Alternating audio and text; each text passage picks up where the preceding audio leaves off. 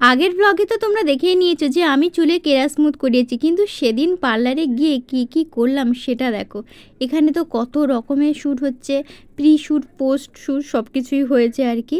আর এখানে আমার প্রথম ওয়াশেই দেখো চুলটা কতটা স্ট্রেট দেখাচ্ছে। এখানে আবার রেখা দিয়ে বসে পড়েছে চিকেন কষা রান্না করার জন্য। আসলে সেদিন প্রচুর বৃষ্টি হচ্ছিল বাইরে, কেমন কেউই মানে পার্লারে আসতে পারেনি, সেই সুযোগে আমি চলে গেছি।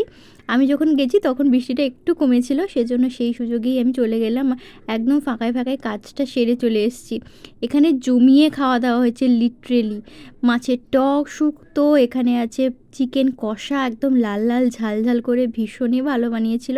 এখন আবার আমার অভ্যেস হয়েছে কে কীরকম পদ্ধতিতে রান্না করছে সেটা ফলো করা, মোটামুটি শিখে নিয়েছি। এখানে হচ্ছে ট্রান্সফরমেশন ভিডিও, দেখে নাও কেমন হয়েছে। আর ওয়াশের পর তো রেজাল্টটা আরও ভালো এসছে। তো এই রেজাল্টটা কেমন এসেছে জানি